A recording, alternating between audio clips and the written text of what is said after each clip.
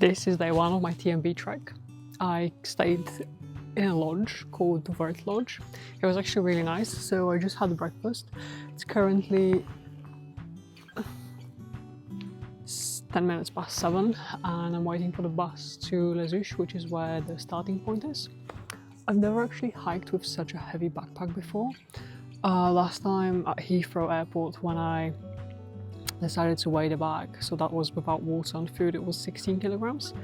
At the minute it's really heavy. I have a feeling it's probably about 20 kilograms, maybe 19. I've never actually hiked with such a heavy bag before, so it will be a challenge.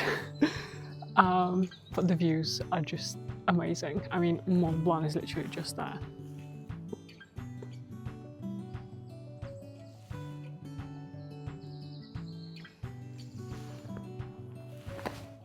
I will see you guys at the starting point. The TMB is one of Europe's most famous long-distance hiking routes. It covers roughly 170 kilometers, passing through France, Italy and Switzerland as it circles around Mont Blanc. Over the whole route, hikers accumulate around 10,000 meters of ascent and 10,000 meters of descent, which is around 32,000 feet. This also means that the challenge isn't one enormous climb, but repeatedly climbing high mountain passes and then descending into valleys before climbing again. I've wanted to do this since the age of 14 and I'm so happy that I'm finally able to do this now. Just before I stopped filming my intro video for this vlog, I actually ended up meeting some really nice people who were also planning to do the TMB starting today. We shared a few kilometers together, we descended into the valley and went across this bridge. It was so beautiful. The ascent after that was quite brutal. I ended up climbing for maybe an hour and a half, 2 hours, which wasn't actually that bad in comparison to the rest of the days. And then I hiked through some really idyllic villages. Everything was so beautiful. The highest point on the standard route is around 2,500 meters above sea level, while Mont Blanc itself is 4,810 meters. So far, I've walked for about 4.5 hours, and it's been really nice. And I just stopped for lunch. I made a sandwich in the morning from where we left from the hotel. So it's like cheese and salami sandwich.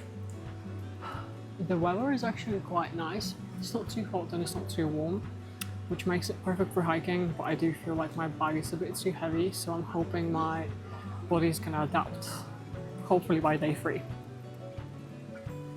We have about 25 minutes to Les Contamines, I think it's called, and then another 20-25 minutes to the actual campsite. So yeah, and it's only I think about 12 or like 1 o'clock, so we've got time.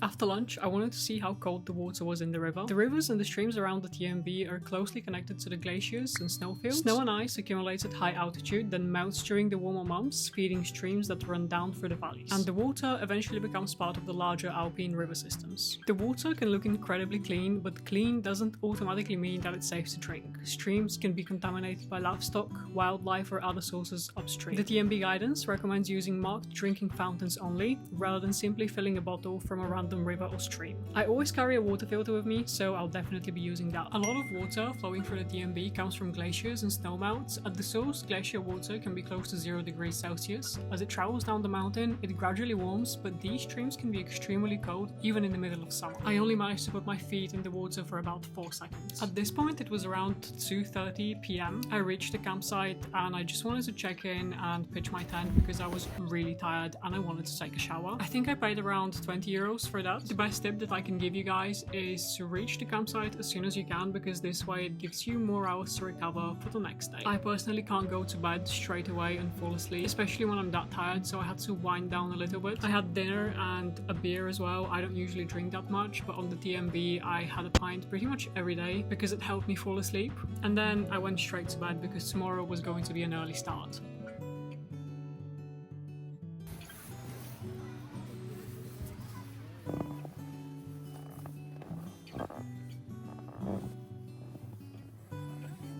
On the next day, I woke up feeling really sore. I actually had really bad pain on my shoulders and some of the muscles on my back. It was actually quite bad, especially the muscles on the right side, because I genuinely couldn't move for a couple of hours. But I had a really long day ahead, so I just had to keep going. The hike on day 2 was quite flat, or at least it started that way, and then I had to basically climb for about 5 hours. Like, it wasn't ending.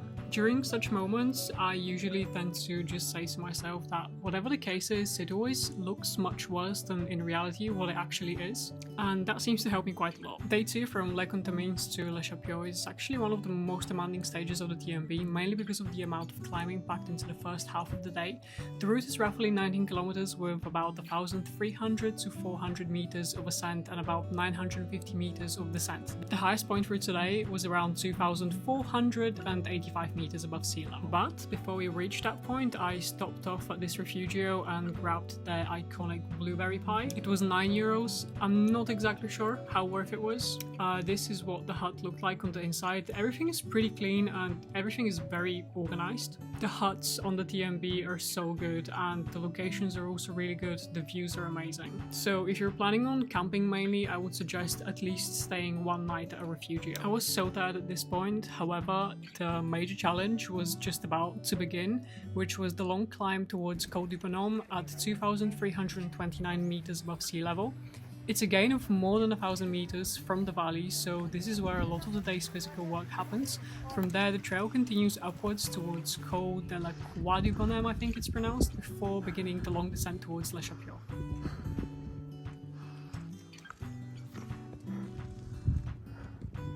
This is day 2. And I'm currently walking from Les Contamines, which is where I camped last night. And in total today should be about 16-17 kilometers, which is about, I think, 3 kilometers less than yesterday. However, the elevation gain today, it's much worse than yesterday. I'm currently hiking. Well, it's 4 hours and 45 minutes and I'm really exhausted. When I'm really exhausted, my Eastern European accent just slips in. I have to get all the way up there, and this is the second climb for today. After that, I'm going down to Rifugio Bertone or something like this, and then I'll continue to hike to a campsite called Les Houches or something like this. It's really hot. I'm really exhausted.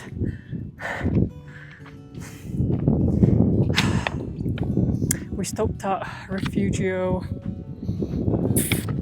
I forgot the name. There was a Rifugio just below, down there. I grabbed a really nice blueberry pie and a sandwich. And in total, I paid, I think, 18-19 euros. My calves are killing me, and my legs are killing me, and everything is killing me. And I think there are two main things going on in my head on repeat. One is the Keep Swimming song from Finding Nemo, and the second thing is it always looks worse than what it actually is. Anyways, I'll keep going and I'll see you at the next Rifugio. At this point, I thought that was it really. I wasn't gonna climb anymore, but little did I know that there was a bit of a scramble. But to be honest guys, sometimes, I know it sounds ridiculous, but I try not to look so much into the details of the map in terms of how much I need to climb up, etc.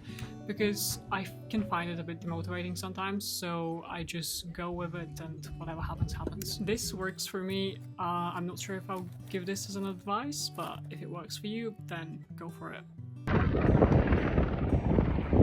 I couldn't really film much after this point because it was basically climbing on rocks a little bit and there was no actual path. After about 11 or 12 hours in total being on the trail, I finally got to Le Chapiot. When I got to the campsite, I actually started feeling very sick. Usually you get between a minute and 2 minutes to take a shower, so I took a cold shower because there was no hot water left. I made dinner and went straight to bed. I woke up on the next day feeling even worse than the previous day. I had the worst possible sleep ever. I think it was only about 4 hours in total. And today was going to be another brutal day of just climbing uphill pretty much the whole time. At this point, I started feeling, maybe I should just go home. But obviously, I can't really go home because it's a loop and I have to finish it. The other thing is giving up is just not in my dictionary. Don't know what it means. So I got out of the tent, stretched with my new friend from Belgium. I took some really nice photos during the night. I had to quickly pack everything, have breakfast very quickly, and then we had to leave the campsite by like 7 AM or something stupid like this. Today I was going to hike with the new friend that I made from Belgium. His name is Ortwin. A very interesting person, we had so much in common. The challenge for today is not only hiking all the way up, but also trying to win the race between us and the storm that was slowly approaching. Another challenge for today is also Col de la Seigne, which is at 2,516 meters above sea level. This is significant because it marks the crossing from France into Italy. You basically climb from the valley to the pass, and then the landscape changes dramatically as you enter Valveny, which is on the Italian side of Mont Blanc. From the pass, there are views towards Mont Blanc and the large glaciers around the Italian side of the massif. We stopped here for a few hours, maybe about an hour actually, and we just laid on the ground and rested for the whole time. After the pass, the trail descends towards Rifugio Bertone, which sits at around 2,200 meters above sea level. This section is particularly spectacular because you're basically surrounded by high peaks and glaciers rather than being in a narrow forested valley. The bad thing is it was already 11 o'clock and we started hiking at around 12 I think, and the heat was getting quite bad, so all the rocks around us were basically reflecting the sunlight, so we were basically roasting. I could literally feel getting sunburned from my clothes. We then stopped at the Rifugio and we had pasta. It wasn't so great, and I think we paid about 16 to 18 euros each. We then continued all the way to hobo camping in Valveny at roughly 23 kilometers for the whole day. At the same time, we were seeing so many Italians mountain biking to the hut and also smoking like crazy at the same time. How on earth do these guys do this? I have no idea. At this point, we started feeling very heavy and big raindrops landing on our heads. By the way, this was also the first time in maybe 2 or 3 days now that I finally had a bit of signal and Wi-Fi. It was really nice because I received a few messages from friends and my partner as well. And up until that point, I was using the satellite function on the iPhone to just let everyone know where I am. And a few minutes after that, yeah, the storm basically hit us quite hard about 30 to 40 minutes before we reached the campsite. Everything changed all of a sudden in literally seconds. And then when we reached the campsite, we had to deal with the Italian paper bureaucracy system of checking in and basically everything Italian. The process was very slow. My hands were already very cold. I couldn't feel my fingers, especially my thumbs. But great news, they had 2 available beds in these massive tents. So instead of camping, we decided to pay 25 euros and basically take the beds. Another good thing was that the showers were unlimited. They had really hot water and it was just great. We then ended up going to the bar. We had a few beers, we had some snacks, and we were fine. At that point, we met another hiker. Her name is Irene. We ended up chatting for ages, telling each other different stories. We also had to dry and wash everything, and after that, we just went to bed. So this is my 4th day of the TMB, and today I will be spending some time in Courmayeur, which is the Italian equivalent of Chamonix. And I bought some cheese, I bought some milk, some yogurt, some meat. So I had some really nice sleep last night. I ended up sleeping in hobo camping, but just before we reached the camp, about 40 minutes, there was a hailstorm. It was really bad. And I ended up getting to the campsite completely wet, soaking wet. And I was very cold, but then the showers were amazing. I had super warm shower, everything was amazing. And then I slept today until 7, which is great. And then I took the bus to Courmayeur because the bus was on the road and the route was on the road as well, so I thought there was no point. And yeah, now I'm in Courmayeur, and in an hour I'll be starting my hike to Rifugio Bertone. I decided not to stay for a night in Courmayeur because I didn't want to take myself out of the whole camping experience and the mountains because, yeah, going back to city life, it's a bit of a shock, but it's been so nice so far, and I'm looking forward to my stay in Rifugio Bertone tonight. Today I had the whole trail to myself actually, which was quite nice, and day 4, so basically today was supposed to be my rest day. And what I mean by rest day on the TMB, it's active resting, so like 3 hours maybe of pure torture, climbing all the way to the Rifugio and then just resting. It's basically another hiking day but without the descent. When I got to the Rifugio, I checked in and I had this dish called polenta, I think it's called, super filling, really nice, lots of cheese. And the hut was kind of split into 2 buildings, so the one at the bottom was where the restaurant was and some bedrooms, and up here is where I stayed. I also stretched. This is what the bedroom looked like, and this is where my bed was. People are quite civilized, so nobody really makes a lot of noise, so you can actually sleep quite well. Dinners can be quite interesting. You basically sit down at this super long table and you have dinner with people who you've probably never met before. I'm personally a big introvert, so this was a challenge, but I made good friends. I spoke to a lot of nice people, and yeah, definitely enjoyed it. The food was also really nice. See you in part 2.